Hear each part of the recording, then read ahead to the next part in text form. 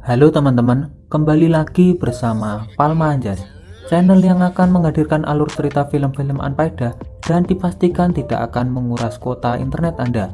Di kesempatan kali ini saya akan membahas sebuah film action thriller yang berjudul Doomsday yang dirilis pada tahun 2008. Film berdurasi 108 menit ini mengisahkan tentang kehidupan di sebuah negara yang mengalami krisis semenjak wabah virus merenggut banyak kehidupan. Dan saking parahnya penyebaran virus itu, diputuskanlah satu kota akan menjadi zona aman. Kota tersebut dijaga sangat ketat, dibuat dinding perbatasan sehingga tidak ada yang bisa masuk dan keluar dengan alasan apapun. Walaupun kenyataannya masih banyak warga di luar sana yang harus bertahan sendiri melawan ganasnya penyakit yang terus berkembang dengan cepat. Dan akhirnya kehidupan ala rimba pun terjadi di luar sana. Siapa yang terkuat bisa bertahan dan siapa yang lemah akan tertindas tanpa harapan. Penasaran? Sebelum masuk ke isi ceritanya, saya tak bosan-bosan mengingatkan kalau ini adalah konten full spoiler. Jadi untuk kalian semua yang belum menonton filmnya, saya sangat menyarankan untuk kalian menonton filmnya terlebih dahulu. Karena bagaimanapun pengalaman menonton secara utuh akan jauh lebih baik. Tanpa berlama-lama, langsung saja kita masuk ke isi ceritanya.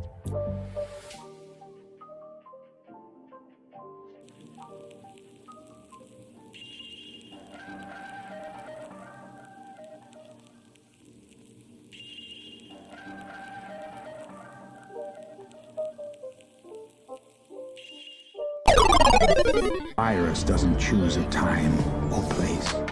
Film dimulai pada tahun 2008.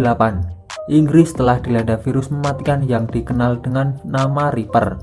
Virus ini sendiri awalnya hanya berupa flu biasa, namun lama-kelamaan penyakit ini menyebar sangat cepat. Bahkan tingkat keganasannya tak bisa lagi terbantahkan. Yang lebih membuat parah, vaksin masih belum ditemukan sementara jumlah korban yang berjatuhan semakin hari semakin bertambah banyak. Dan dunia pun kini terancam menuju kehancuran massal. Pemerintah Inggris akhirnya memutuskan untuk mengkarantina seluruh Skotlandia. Namun tentu saja keadaan yang semakin tak terkendali. Banyak warga yang berbondong-bondong tak ingin berada di zona karantina. Demi menjaga agar virus tak kemana-mana, walaupun mereka terus berontak dan melawan, akhirnya dengan terpaksa gerbang itu pun ditutup rapat. Setelah perbatasan benar-benar tersegel, ternyata di sisi lain, seorang ibu berhasil menitipkan anaknya untuk dibawa dan setelahnya, dinding itu pun dijaga ketat. Tak satu pun orang bisa keluar dan masuk ke sana. Semakin lama waktu bergulir, Skotlandia berubah menjadi zona mengerikan. Kerusuhan, perampokan hingga saling bunuh untuk bertahan hidup pun terjadi di mana-mana. 20 tahun berselang, tim satuan khusus terlihat sedang melakukan penggerbekan jaringan narkoba di London. Tanpa diduga sebelumnya, mereka justru kembali menemukan fakta mengejutkan bahwa virus Reaper ternyata berhasil keluar dari zona karantina dan kini menjangkit beberapa orang yang ada di sana. Hal buruk tersebut kemudian disampaikan langsung kepada Perdana Menteri Inggris hingga diputuskanlah untuk membuat rapat darurat. Di dalam rapat itu salah satu peserta bernama Jen kemudian mengemukakan agar segera membuat penampungan dan memblokade seputaran tempat yang diselir menjadi pusat penyebaran virus. Selain itu ia juga menyarankan agar mengatur stasiun medis sampai terhadap melakukan evakuasi dengan segera mungkin. Namun hal tersebut tidak disetujui oleh Bill karena jika mengarantina para penduduk bersama dengan virus, hal itu tentu saja akan membunuh penduduk dengan perlahan dan juga akan menyebabkan kerusuhan yang tak bisa tertahan lagi. Dan ia pun akhirnya bertanya kenapa tidak mengambil jalan lain untuk menyelamatkan mereka semua. Untuk menjaga kesepakatan mengenai apa yang harus mereka lakukan ke depan, Perdana Menteri pun akhirnya mengajak Bill untuk berunding di ruangannya bersama dengan Canaris. Dalam perundingan itu, Canaris kemudian mengungkapkan bahwa dari hasil rekaman satelit militer di Glasgow, ternyata di sana ditemukan ada beberapa orang yang selamat dari serangan virus. Dengan kata lain, mereka yang selamat ini berada di zona karantina, telah menemukan obat penangkal. Demi menjaga agar keadaan terkendali, Perdana Menteri pun langsung memerintahkan Bill untuk mengirim tim terbaiknya ke sana. Awalnya Bill pun menolak dengan tegas. apalagi hanya diberi waktu 40 jam, sedangkan bisa saja di sana timnya terinfeksi dan justru malah berakibat fatal. Namun sang Perdana Menteri pun menegaskan kalau tidak dilakukan maka pemerintahan akan hancur dan warga yang akan melakukan kerusuhan. Setelah perundingan selesai, Bill pun terpaksa harus mengirim Eden dari DDS, Department of Domestic Security. Di bawah pemimpinan Eden, mereka nantinya akan mencari Dr. Ken, seorang ilmuwan yang diduga berhasil menemukan obat antivirus Reaper, dan yang cukup memberatkan, ia hanya diberi waktu 40 jam untuk menyelesaikan misi ini. Dan apalagi dalam waktu tersebut mereka tidak bisa membawa penangkal virus, maka Canaris menyimpulkan tak usah kembali karena bisa dipastikan London akan habis dan sudah tak ada lagi yang bertahan hidup. Sampai Eden di perbatasan, di sana ia pun langsung mengecek semuanya perlengkapan. Dari mulai alat transportasi apa yang akan mereka gunakan, termasuk juga senjata yang akan digunakan untuk pertahanan diri. Di sela-sela itu, dia juga mulai berkenalan dengan rekan timnya yang akan bertugas bersamanya. Mereka adalah Norton, selanjutnya Candler dari divisi perang, Reed yang nantinya bertugas sebagai sopir, Fresno dan juga Miller, dan sisanya Dr. Tenbu dan Sterling, seorang ahli sampel virus. Setelah semua persiapan selesai, gerbang yang sudah puluhan tahun tersegel pun kini dibuka kembali. Mereka pun mulai perjalanan dan sampai memasuki Glasgow. Mereka pun kini menyaksikan bagaimana kota itu terbengkalai.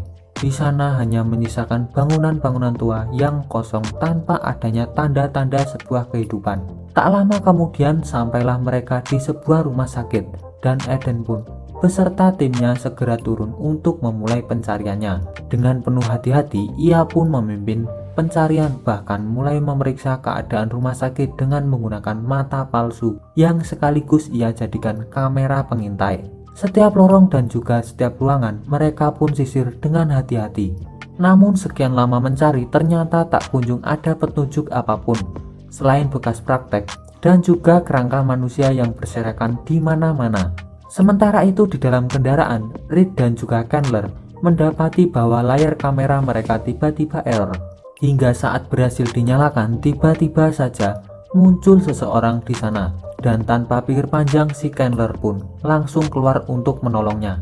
Sementara di sisi lain, Eden yang hendak memasuki ruangan lab tanpa sedikit pun menduga dari awal sebuah serangan mendadak saja langsung menyambutnya dan menewaskan salah satu anggota tim mereka. Bahkan tak lama setelahnya, kelompok anggota geng muncul dengan jumlah yang banyak hingga perkelahian pun tak bisa terhindarkan. Bahkan bisa dibilang tim Eden cukup merasa kewalahan dalam menghadapi serangan mendadak itu. Ternyata tak sampai di situ saja. Di luar mobil mereka mulai dilempari bom molotov. Dua mobil itu pun berusaha untuk menghindar dan berpindah ke tempat lain. Namun rupanya serangan terlalu banyak sehingga salah satu mobil pun mulai terbakar.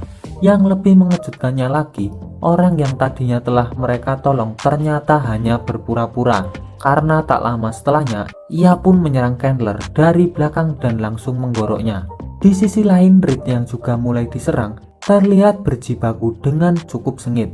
Beruntung, serangan demi serangan itu berhasil ia lalui dan akhirnya sampailah di tempat parkir rumah sakit. Eden dan kawan-kawan pun tepat waktu datang dan mulai melakukan perlawanan kembali.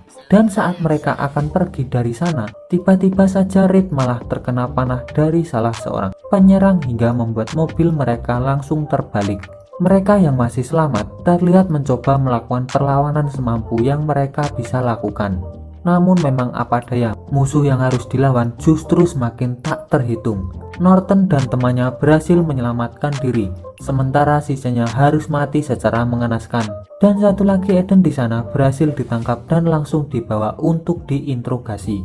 Dalam interogasi itu ternyata Sol yang menjadi pemimpin di sana menyangka kalau Eden adalah suruhan dari Dr. Ken. Eden yang mendengar itu tentu saja bingung karena kedatangan dia sendiri adalah mencari keberadaan Dr. Ken. Dan setelah Sol tahu kalau Eden berasal dari luar Skotlandia, akhirnya ia pun berniat menggunakan Eden sebagai jalan agar ia bisa melewati gerbang nantinya. Untuk merayakan itu, Saul mengadakan pesta sekaligus mengadakan makan bersama dengan membakar salah satu tawanan. Dengan sorak riuh, mereka bersemangat saling berebut daging manusia yang telah gosong terbakar. Saat semua teralihkan dengan pesta itu, Eden dengan cerdiknya berhasil meloloskan diri dengan melumpuhkan beberapa penjaga. Di sana ia juga bertemu dengan salah satu tahanan yang bernama Kelly. Setelah sedikit berbincang dengan Kelly, ternyata ia adalah anak kandung dari Ken. Ia pun meminta dibebaskan dengan janji ia akan membantu mempertemukan Eden dengan Dr. Ken. Saat akan membuka pintu, ternyata pacar Saul datang dan terjadilah perkelahian di sana. Dengan cukup sulit, akhirnya Eden pun berhasil membunuhnya dan memotong kepalanya. Dalam usahanya melarikan diri itu, sampailah Eden di sebuah stasiun. Di sana ternyata sudah ada Joshua, yaitu teman dari Kelly. Sementara di sisi lain, Norton dan Sterling terlihat mulai dikejar-kejar oleh anak buah Saul. Dan untungnya setelah diberi arahan untuk menuju stasiun, akhirnya mereka pun bisa selamat dan berhasil lolos dari kejaran mereka. Saat di perjalanan, Eden menanyakan kemana tujuan mereka. Kelly justru menjawab kalau mereka akan pergi ke tempat aman, karena menurutnya jika langsung menghadapkan mereka semua akan dibunuh. Apalagi kalau tahu Eden berasal dari luar gerbang. Ternyata selama ini Ken meyakinkan kepada warganya kalau di luar sana sudah tak ada lagi kehidupan. Dan dengan alasan itu juga Saul pun yang ternyata juga anak kandung Ken memilih berkhianat dari ayahnya dan memilih pergi mencari jalan lain untuk bisa melewati gerbang. Dari sanalah kita juga tahu kalau keadaan di Skotlandia saat ini terbagi menjadi dua kubu dan mereka saling berperang. Sementara pengikut Ken yang sudah tak percaya ada kehidupan di luar dan pengikut Saul yang berkeyakinan sebaliknya.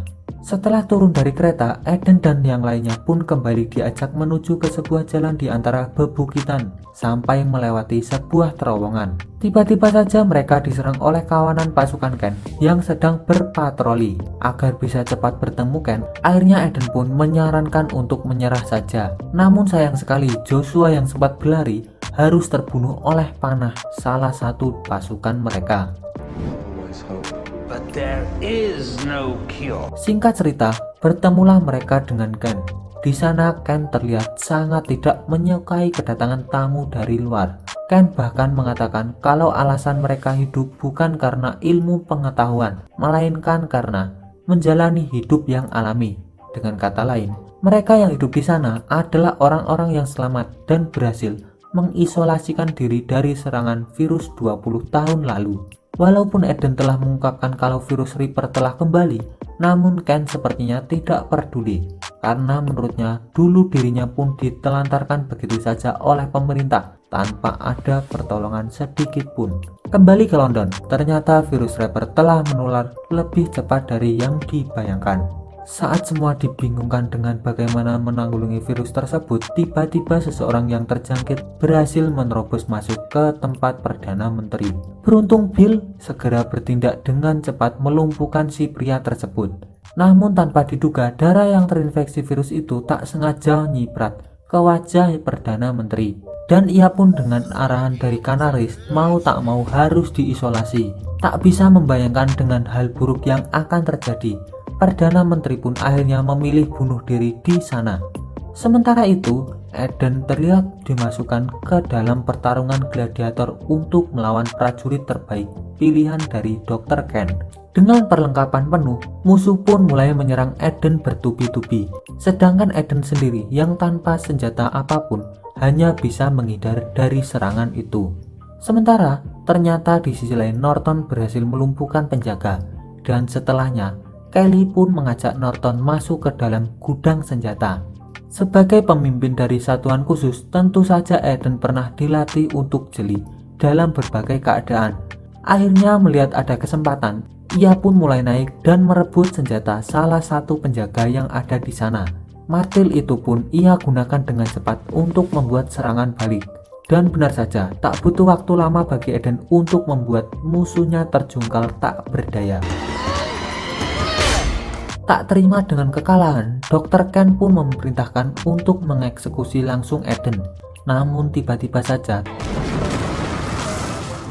ternyata Norton berhasil membuat semua orang yang ada di sana panik, dan setelah semua berkumpul, mereka pun langsung menuju kuda dan segera meninggalkan tempat itu. Untuk memperlambat pengejaran, Norton pun langsung berinisiatif mengunci terowongan dari dalam, dan ternyata setelah diperiksa, tempat itu bukan lain adalah gudang penyimpanan.